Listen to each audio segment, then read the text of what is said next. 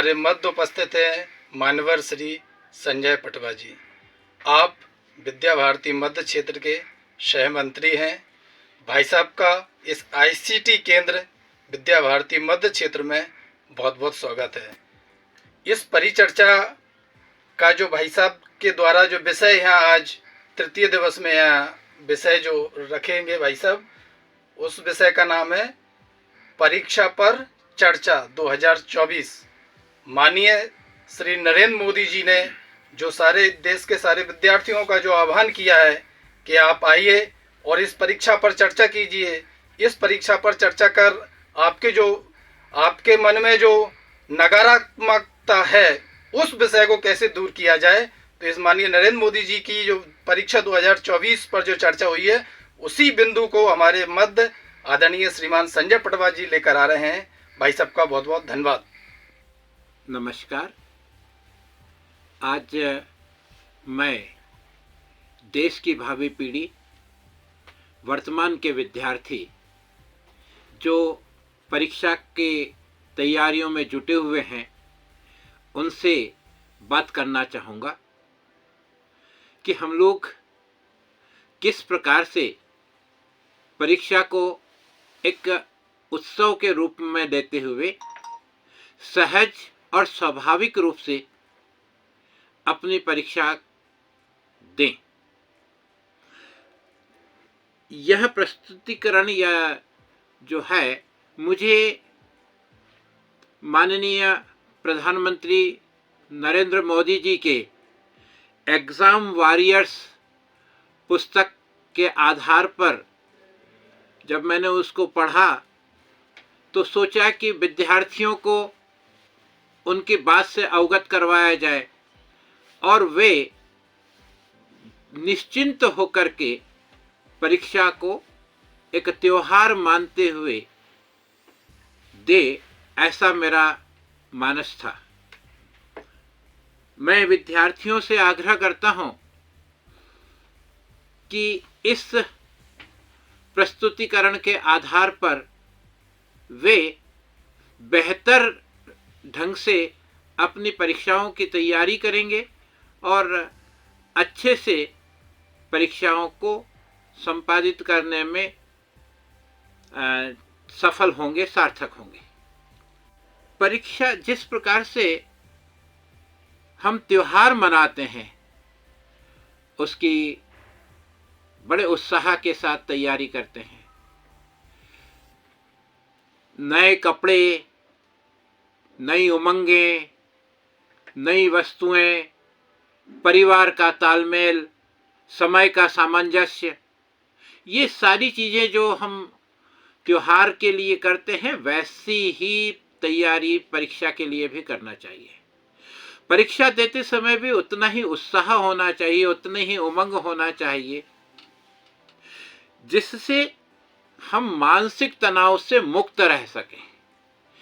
इस कार्य को बहुत आसानी से हम कैसे करें, तो उसका सबसे महत्वपूर्ण पार्ट होता है कि जिस तरह से हम त्योहार मनाते हैं उसी प्रकार से परीक्षाओं के लिए प्रसन्न चित्त रहते हुए उसको उत्सव की तरह से लें। जिस प्रकार से परिवार के अंदर बहुत सारे पारिवारिक सदस्य इकट्ठे होते हैं, ऐसे ही परीक्षा के अंदर भी आप अपने मित्रों के साथ मिलकर के और अपनी जो मन की शंकाएं हैं उनको समाधान कीजिए, उनसे चर्चा कीजिए, उनसे जो चीज आपने पढ़ी है उसको भी बताइए और उसमें क्या कमी रही है उनसे जानने का प्रयास कीजिए। परीक्षा आपकी अभी की तैयारी है, पूरे जीवन की नहीं।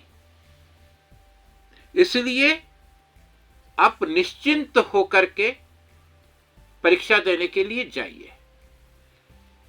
हो सकता है कि परीक्षा देने के लिए आप जाएं, प्रश्न पत्र आप हाथ में उठाएं और देखें कि ये तैयारी जो मैंने की थी उसमें से तो कोई प्रश्न नहीं आए। कोई बात नहीं, घबराने की जरूरत नहीं है, चिंता करने की जरूरत नहीं है। आपने देखा होगा कि हमारे माननीय पूर्व राष्ट्रपति जी एपीजे अब्दुल कलाम साहब फाइटर पायलट बनना चाहते थे, और जब वह कक्षा 11वीं की परीक्षा उत्तीर्ण किए, उनका चयन नहीं हो पाया, वे पायलट नहीं बन पाए। तो क्या उनका जीवन खत्म हो गया? नहीं, वे एक राष्ट्र के बेहतर वैज्ञानिक के रूप में पूरे विश्व के सामने उपस्थित हुए। न केवल एक अच्छे वैज्ञानिक, बल्कि एक अच्छे प्रेसिडेंट के रूप में भी भारत का नाम उन्होंने रोशन किया। तो माननीय प्रधानमंत्री जी हमारे नरेंद्र मोदी जी कहते हैं कि आप कुछ बनने के लिए मत पढ़िए, आप कुछ करने के लिए पढ़िए। आपको हो सकता है कि मन में उत्साह हो कि मैं पढ़ करके और आईएएस ऑफिसर बनूंगा, मैं एक अच्छा राजनेता बनूंगा। हो सकता है आपके मन में एक अच्छे व्यापारी बनने की भाव हो सकता है कि आपको अपना एक जीवन नए ढंग से जीने की इच्छा हो, और आप परीक्षा दे रहे हैं। जरूरी नहीं है कि वो परीक्षा आप पास होने के लिए दें। परीक्षा कुछ करने के लिए देना चाहिए, कुछ बनने के लिए नहीं। आप बनना चाहेंगे, हो सकता नहीं बने, लेकिन आप करेंगे तो जरूर बन जाएंगे। करत करत अभ्यास के जड़मती होत सुजान, रस्सी आवत जाते सिल पर पड़त निशान। ये जो उक्ति है, ये हमारे जीवन के अंदर सार्थक होना चाहिए। मैं ऐसे कई उदाहरण आपके सामने प्रस्तुत कर सकता हूं। माननीय अंबेडकर जी आज हमारे देश के जो संविधान निर्माता के रूप में माने जाते हैं, वो बनना कुछ चाहते थे, लेकिन एक संविधान निर्माता के रूप में आपके सामने है।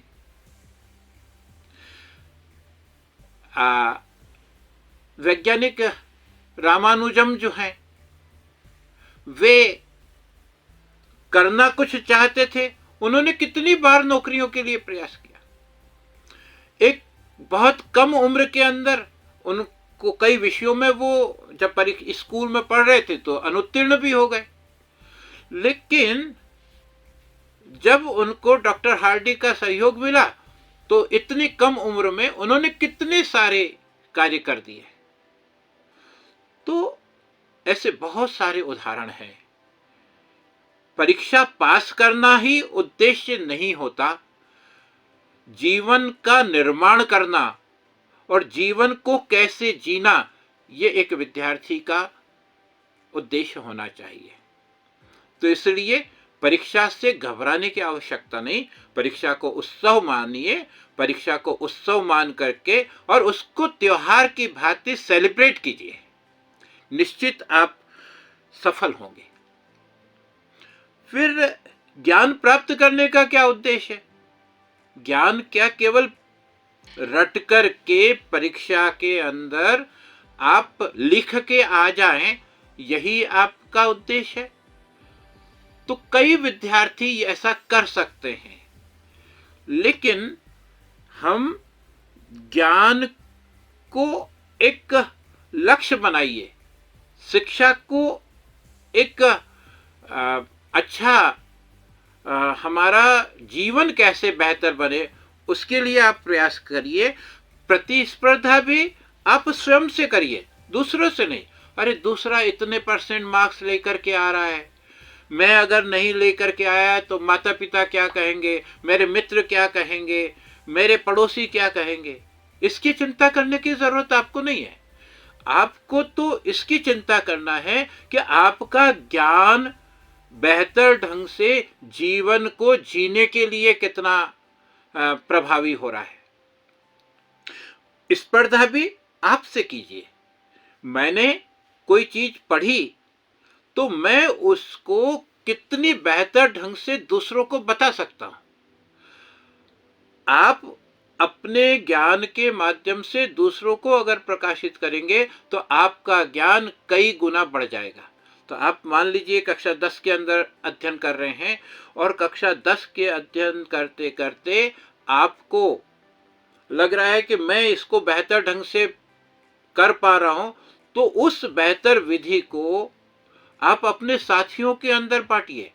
जितना आप अपने साथियों के अंदर बांटेंगे, आप उतना ही बेहतर और बेहतर करते चले जाएंगे। और जब परीक्षा का समय आएगा तो आप लिखने में घबराएंगे नहीं, क्योंकि आपने उसको बेहतर ढंग से न केवल समझा है बल्कि दूसरों को समझाया भी है। तो इसलिए हम लोगों को निश्चित रूप से यह मान करके चलना चाहिए कि ये वर्तमान मेरा है, ये वर्तमान ईश्वर का दिया हुआ है। मैं वर्तमान में जीऊं और जो वर्तमान में मैं कर सक रहा हूं, बेहतर कर पा रहा हूं, उतना बेहतर करने का प्रयास करना चाहिए, ना कि किसी से आपको कंपैरिजन करना चाहिए। आप देखिए कि कोई अगर मैच हो रहा है, क्रिकेटर का बॉलर बॉल फेंक रहा है, उसने पहली बॉल कैसे फेंकी इसकी वो चिंता करता है या आगे बॉल कैसे फेंकेगा उसकी चिंता करता है? वो इन दोनों की चिंता नहीं करता। वो चिंता करता है कि मैं जो बॉल फेंक रहा हूं उस बॉल से अभी खेलने वाला खिलाड़ी कैसे आउट हो सकता है, मैं कैसे कम रन दे सकता हूं। तो वो वर्तमान की चिंता करता है। ऐसे ही आपको वर्तमान की चिंता करना है, न कि पूर्व की चिंता करना है, न भविष्य की चिंता करना है। कई विद्यार्थी क्या करते हैं कि प्रश्न पत्र हल करके आते हैं और आकर के और जाकर के फिर किताबों के अंदर उलझ जाते हैं। मैंने कैसा किया, कितना किया, ये प्रश्न सही है, ये प्रश्न गलत है। अरे भाई, आपको उसको नहीं देखना है। आपको तो ये देखना है कि जो हो गया है सो तो चेंज मैं कर नहीं सकता, जाकर के पुनः कॉपी में लिख नहीं सकता। अब आगे का प्रश्न पत्र कैसे बेहतर ढंग से मैं दे पाऊं, उसकी तैयारी आपको करना है। इसलिए आप वर्तमान में जीना सीखिए। वर्तमान आपका है, इस चीज को चिंता कीजिए और स्वयं की क्षमताओं को पहचानिए।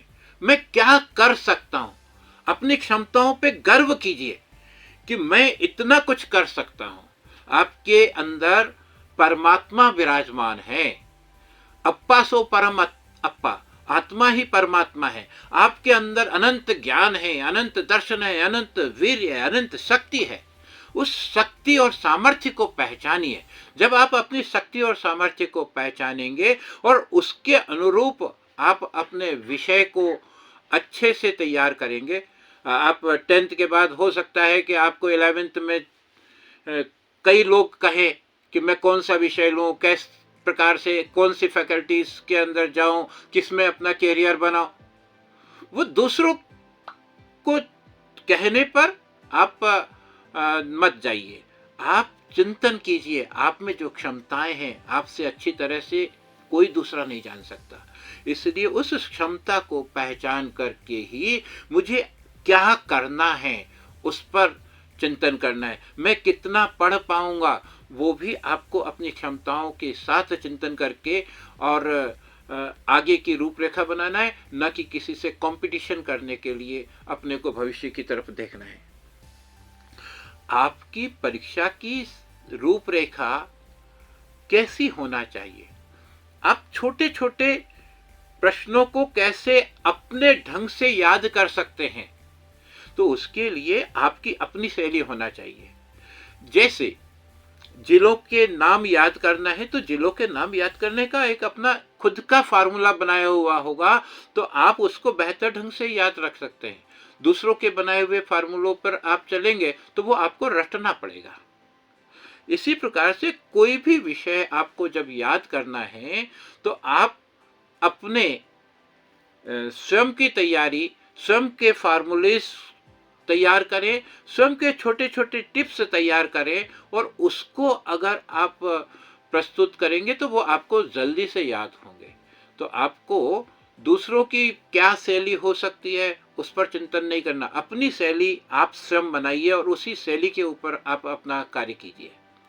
इसके अतिरिक्त हम अपना प्रस्तुतिकरण कैसे करें, हमको याद है 3 विद्यार्थियों को अगर मैं चिंतन करूं तो 3 विद्यार्थी मान लीजिए एक ही मैटर लिखते हैं, लेकिन उनका लिखने का तरीका भिन्न भिन्न हो सकता है। मैं उस तरीके के ऊपर आपको बात करना चाहूंगा। जैसे एक विद्यार्थी ने मैटर परीक्षा के ऊपर लिखा, परीक्षा बहुत आसान है, फिर उसने काटा, आसान को काट करके उस पर लिख दिया परीक्षा बहुत कठिन है। उसके आगे उसने कहा कि परीक्षा प्रश्न पत्र हल करने के लिए मुझे 3 घंटे मिल रहे हैं। नहीं, इस पेपर पे तो 2.5 घंटे लिखा है, फिर उसको काट करके 2.5 घंटा लिख दिया। इस प्रकार से वो लिख रहा है लेकिन उसमें काट छाट कर रहा है, वो कंफ्यूज्ड है।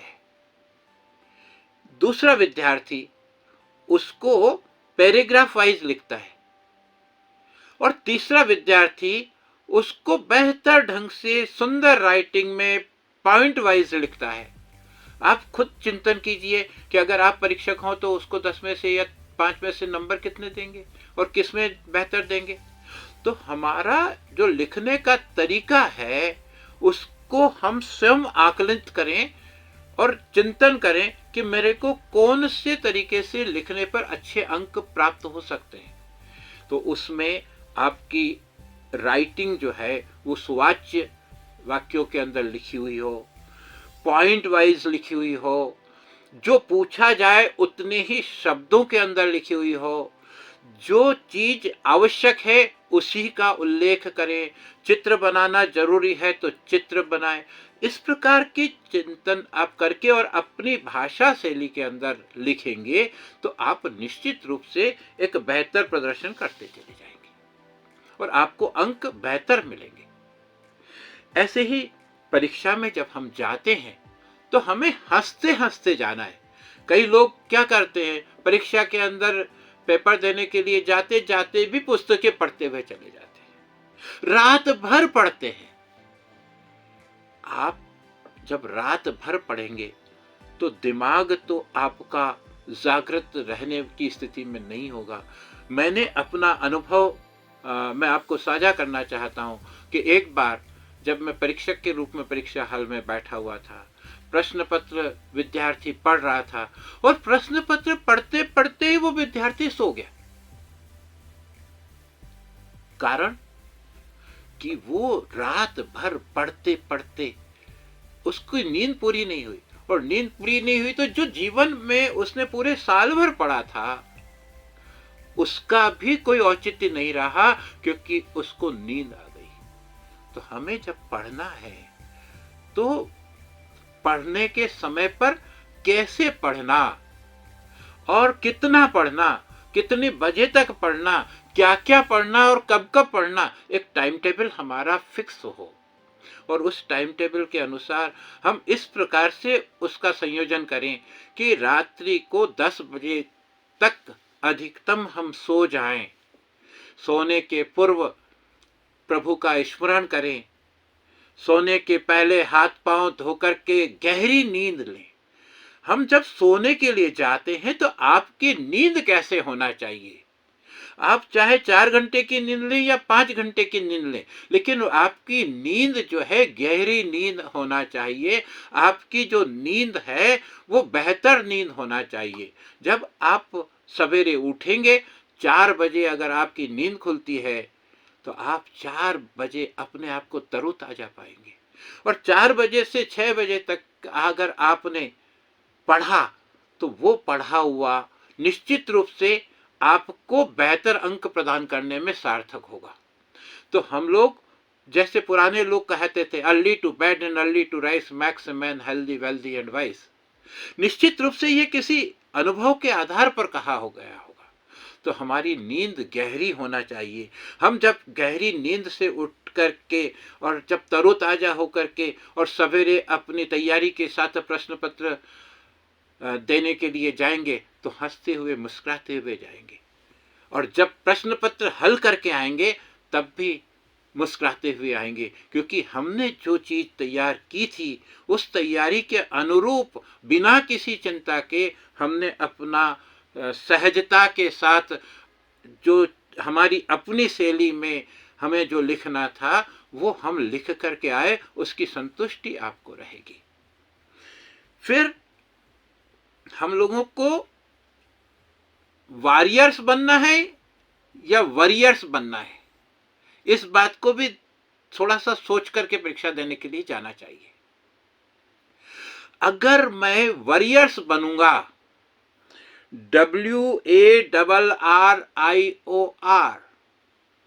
तो वरीज का मतलब चिंता करने वाला। मुझे चिंता करने वाला नहीं बनना है, मुझे वॉरियर्स बनना है, WARRIOR बनना है। जब मैं वॉरियर बनूंगा, योद्धा बनूंगा, तो मैं योद्धा बनूंगा तो पूरी तैयारी के साथ जाऊंगा। मैं कोई युद्ध में जाता हूं तो युद्ध में जाने के लिए अपने हथियार लेकर के जाता हूं।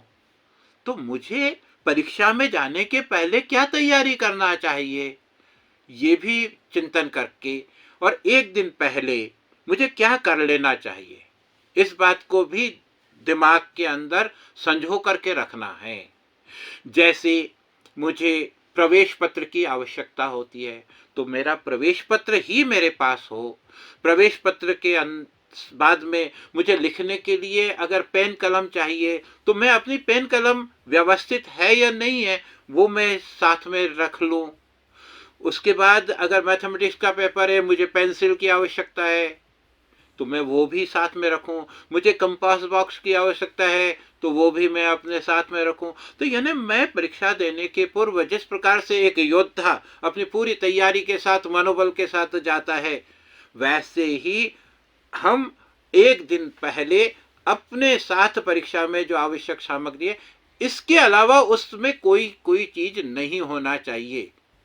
अगर कोई योद्धा युद्ध मैदान में जा रहा है और वो जो है मोबाइल साथ में लेकर के जाएगा तो वो कैसे युद्ध कर पाएगा?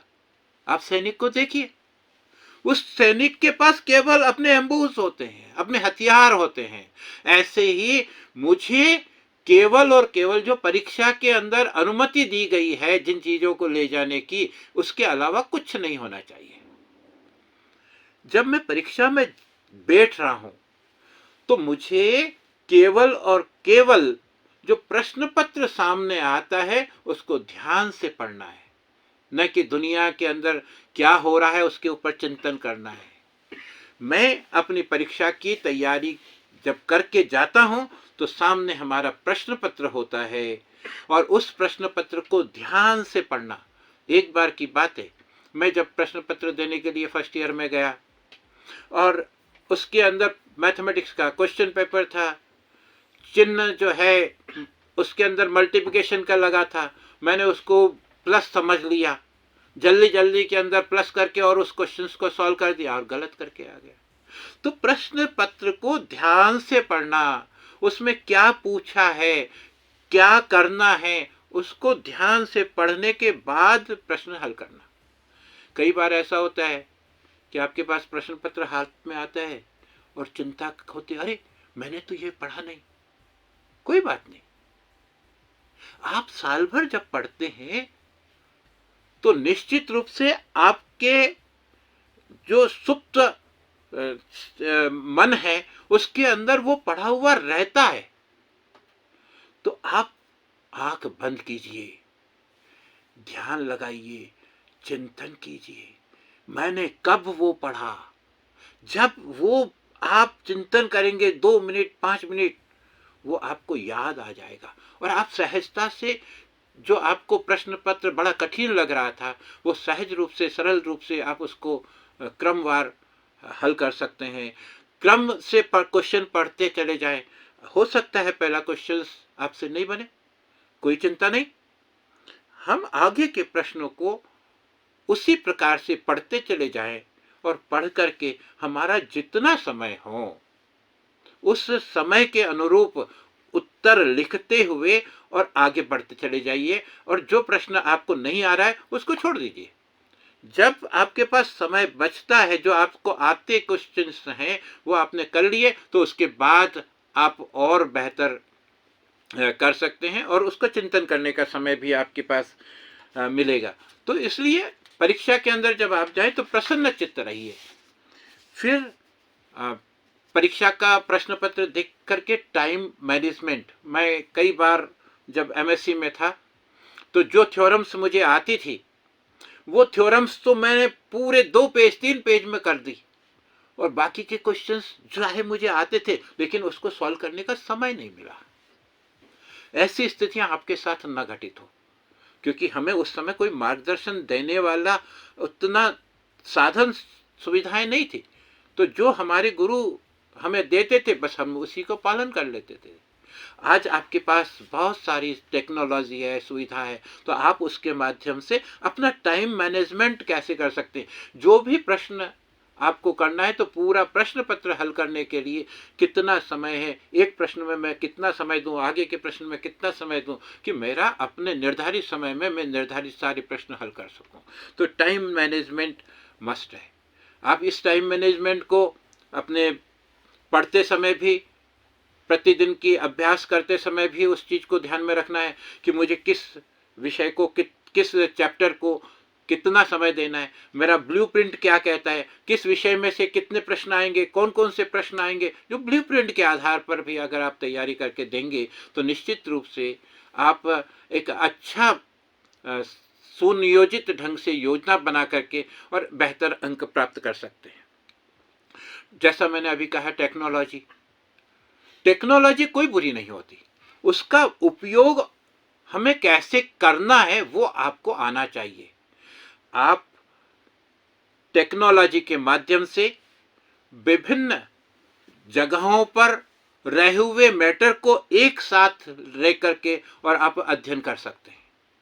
तो टेक्नोलॉजी का सदुपयोग करना सीखें, और टेक्नोलॉजी का सदुपयोग करते करते हम अपने जीवन को कैसे बेहतर बना सकते हैं उसका चिंतन भी आपको करना चाहिए।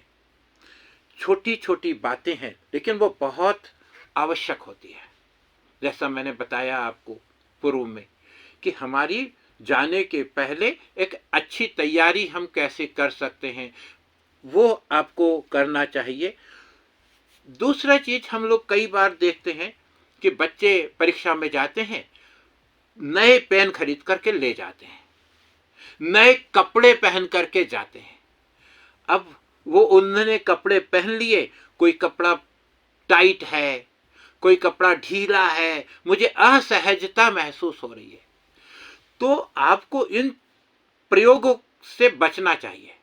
मेरा आपसे अनुरोध है कि आप जिसमें सहज रूप से परीक्षा दे सकते हो वो चीज, जो आपका यूनिफॉर्म है, जो आप पूरे साल भर पढ़ते पहन करके और उसको रोज स्कूल में जा रहे हैं, वही पहन करके अब जाएंगे तो आपको असहजता महसूस नहीं होगी। ऐसे ही आप जो पेन ले जा रहे हैं वो पेन भी जो आप घर पे उपयोग कर रहे हैं उस पेन को आप ले जाएंगे तो आपको पता रहेगा कि मैं जो लिख रहा हूं उसकी राइटिंग कैसे आ रही है, वो अच्छा चल रहा है स्मूथली कि नहीं चल रहा है। तो मैं उन पेन का उपयोग भी जो रूटीन में आ रहे हैं, जिनसे मैं थोड़ा सा लिख करके सहज अपने आप को मानता हूं, वैसे पेन का उपयोग कीजिए। ऐसे ही दूसरी अन्य वस्तुएं जिनका उपयोग आप पूर्व में कर चुके हैं और असहजता महसूस नहीं करेंगे उससे, ऐसी वस्तुओं को अगर आप साथ में ले जाएंगे तो निश्चित रूप से वो आपको बेहतर प्रदर्शन करने में सहयोग प्रदान करेगी। ऐसी कई चीजें हैं जिसको अगर आपने ध्यान में रखा तो निश्चित रूप से एक अच्छा प्रदर्शन आपके सामने आप कर सकते हैं।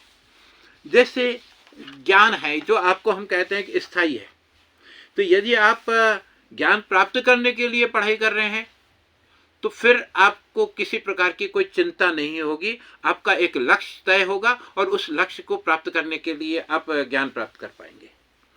ऐसे ही हम लोग जब पढ़ाई करते हैं तो मैंने देखा है कि लोग उठते ही नहीं है। अरे भाई, आप पहला सुख निरोगी काया, जब आपका शरीर स्वस्थ होगा तब आपका मन प्रसन्न होगा।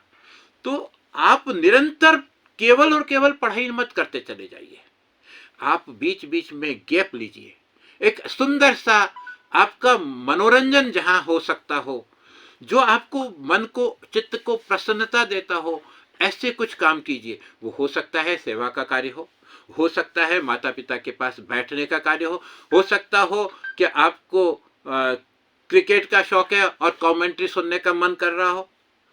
आप निश्चित रूप से उस काम को बीच में कीजिए। जब आप वो काम करेंगे तो आपके मन में प्रसन्नता होगी, आप तरोताजा महसूस करेंगे अपने आप को, और जब तरोताजा महसूस करेंगे तो निश्चित रूप से आपको जो पढ़ना है वो बेहतर ढंग से पढ़ पाएंगे और उसको अच्छे से जब परीक्षा के अंदर लिखने की बारी आएगी तो वो आप बहुत अच्छे से जो है लिख सकेंगे। तो ये जो छोटी छोटी सी बातें हैं, ऐसे ही हम, जैसा मैंने नींद की बात कही थी, आप पर्याप्त आराम भी कीजिए। जब आप काम कर रहे हो और काम करते करते थक जाए तो आराम कीजिए। जब आपको लगेगा कि मैं थोड़ा सा आराम आंख बंद करके कर सकता हूं, तो निश्चित रूप से आपको आंख बंद करने में भी बहुत शांति की अनुभूति होगी। जिस प्रकार से कार ड्राइवर अगर कार चला रहा है और चलाते चलाते उसकी आंखें भारी हो जाती है और अगर वो नहीं आराम करे तो एक्सीडेंट हो सकता है, ठीक उसी प्रकार से जब आप पढ़ रहे होते हैं तो आपके उस दिमाग को, माइंड को भी जो है थोड़े से रेस्ट की आवश्यकता होती है।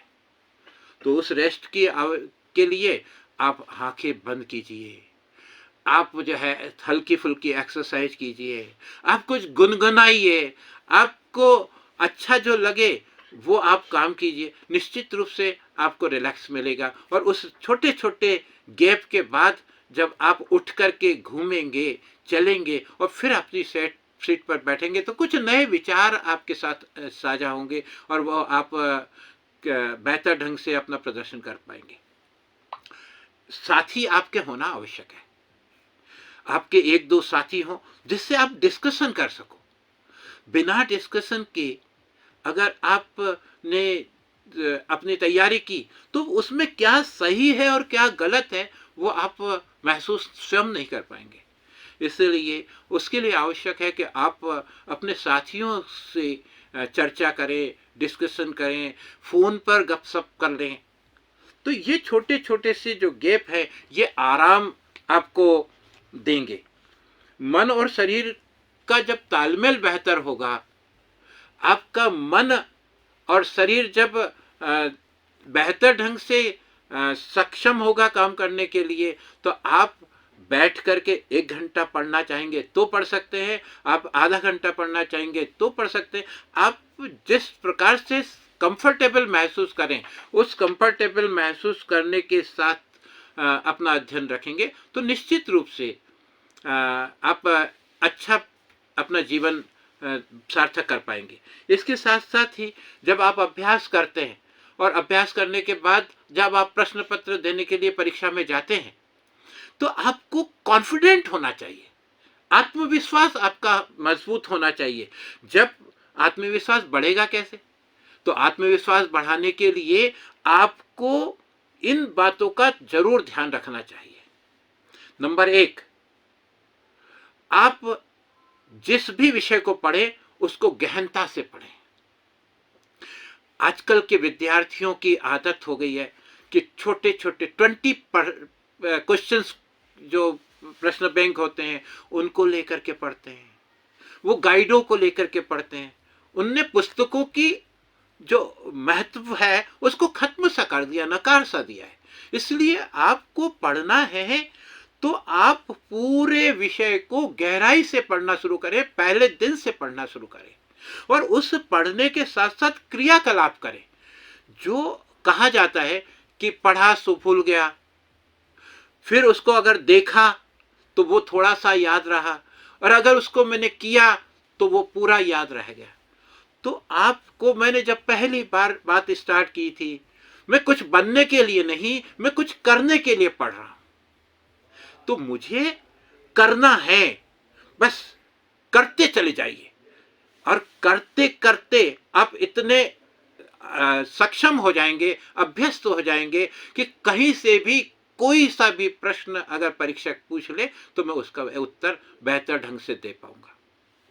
तो निश्चित रूप से जब आप ज्ञान प्राप्त कर लेंगे, आप सक्षम बन जाएंगे, तो आत्मविश्वास तो अपने आप में जागृत हो जाएगा।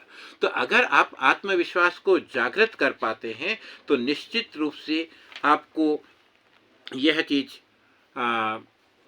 अपने आप में साक्षात्कार आपको होगा कि मैं अगर अपने विषय के अंदर पारंगत हूं तो कहीं से भी कोई भी प्रश्न आता है तो मैं उसको हल कर सकता हूं। फिर आप कभी नहीं कहेंगे कि ये प्रश्न पत्र विषय के बाहर आया था, या ये नहीं कहेंगे कि ये जो है प्रश्न पत्र हमारे पाठ्यक्रम में था ही नहीं, या ये प्रश्न हमारे शिक्षक ने पढ़ाया ही नहीं, क्योंकि आप स्वयं पूरे विषय को गहनता से पढ़ रहे हैं। और एक और अंतिम चीज कि हम लोगों को इस बात का ख्याल रखना चाहिए, जैसा मैंने पहले कहा था कि मैं कुछ करने के लिए पढ़ रहा हूं, बनने के लिए नहीं। तो ऐसी स्थिति में आप पढ़ाई परीक्षा करने के लिए दे रहे हैं, आप परीक्षा दे रहे हैं तो परीक्षा को सहज रूप से लीजिए। परीक्षा के अंदर पास होना है या फेल होना है, मेरिट में आना है या कम मार्क्स आना है, इनकी चिंता आपको करना नहीं है, क्योंकि आपका एक रास्ता बंद होगा तो 1000 रास्ते खुलेंगे। आज विश्व के अंदर हम देखते हैं कि कई जो नए युवा हैं वो जिस विषय को पढ़ते हैं उसमें वो काम ही नहीं करते, वो कोई नई फील्ड को लेकर के काम करना शुरू कर देते हैं। तो आप बताइए फिर उस डिग्री का क्या महत्व हो गया। एक चीज और बताऊं मैं आपको, आप अच्छे आईएएस अफसर बन गए, आप से कोई पूछेगा कि 12वीं में कितने अंक आए? कोई नहीं पूछेगा। एक अच्छा एमबीबीएस एमएस डॉक्टर है, आप उससे पूछते हो कि आपके कितने अंक आए थे? कोई नहीं पूछता। एक अच्छा वकील है, उसके पास आप जाते हैं तो पूछेंगे कि एलएलबी में आपने कितने % प्राप्त किए थे? नहीं। आप अगर सक्षम बन सकते हैं, आप सामर्थ्यवान बन जाएंगे, आपका नॉलेज अगर बेहतर होगा, आपका आत्मविश्वास अच्छा होगा, तो आप दुनिया के कोई भी काम कर सकते हैं और कोई भी प्रश्न का आप जवाब दे सकते हैं। आपसे कोई पूछने वाला नहीं है कि आपका मार्क्स कितना आया था। इसलिए मार्क्स लाने की चिंता मत कीजिए, आप तो अपने आप को ज्ञानवान बनाने का प्रयास कीजिए। आप अपने आप के अंदर एक सक्षम विद्यार्थी बनाने का प्रयास कीजिए, एक अच्छा नॉलेजेबल पर्सन बनाने का प्रयास कीजिए। प्रश्न इस बात का नहीं है कि आप पास हो रहे हैं, फेल हो रहे हैं, मार्क्स कम आ रहे हैं, मार्क्स ज़्यादा आ रहे हैं, आप मेरिट में आ रहे हैं। ये कुछ समय के लिए हो सकता है। तो आपको परीक्षा देना है, परीक्षा में रिजल्ट क्या आएगा उसकी चिंता नहीं करना है। जैसा कि मैंने आपको बताया था, एपीजे अब्दुल कलाम साहब बनना पायलट चाहते थे लेकिन नहीं बन पाए, तो और अच्छा हुआ। ऐसे हजारों हजार उदाहरण हैं। मैं स्वयं बनना पायलट चाहता था लेकिन शिक्षक बना, और शिक्षक बनने के पूर्व मेरे पास 2-3 जगहों के ऑफर थे और बहुत अच्छी नौकरियां थी, लेकिन उनको करने के बाद मुझे लगा कि मैं इसके लिए नहीं बना। तो मैं आज गर्व के साथ कह सकता हूं कि मैं एक अच्छे शिक्षक के रूप में पूरे भारतवर्ष में मेरे विद्यार्थी विदेशों में भी हैं, वो जब देखेंगे और सुनेंगे तो भी उनको भी अच्छा लगेगा कि मेरे सर ने मुझे ये चीज बताई और मैं आज वहां तक पहुंचा। तो मुझे बड़ी प्रसन्नता है कि मेरे विद्यार्थी जो नैतिकता से परिपूर्ण हैं, वो विद्यार्थी अपने पारिवारिक जीवन को बेहतर ढंग से जी रहे हैं, वो समाज को कुछ देने का प्रयास कर रहे हैं। तो आपको भी ऐसे ही विद्यार्थी बनना है। मैं एक अच्छा शिक्षक बनना नहीं चाहता था पहले तो, लेकिन बना जब मैंने को लगा कि मुझे शिक्षक ही बनना चाहिए, मेरी क्वालिटी शिक्षक के लिए ही बनी है, मैं अपनी आत्मा से पूछ सकता हूँ, कह सकता हूँ कि मैं शिक्षक के लिए ही बनाऊँ। और अंत में मैंने शिक्षक ही पैसा धारण किया और शिक्षक ही पैसे में मैं काफ़ी सफल रहा। और वैसे ही विद्यार्थी मेरे आज पूरे देश विदेश में है। तो नैतिकता, सामाजिकता ये हमारे जीवन का अंग होना चाहिए। हम देश भक्त बने, राष्ट्र भक्त बने, हम अच्छे स्वयंसेवक बने, एक अच्छे इंसान के रूप में अपने आप को प्रस्तुत करें। ऐसा करेंगे तो निश्चित रूप से हमें फिर चिंता नहीं रहेगी कि मेरे को कितने अंक आ रहे हैं, कितने अंक नहीं आ रहे।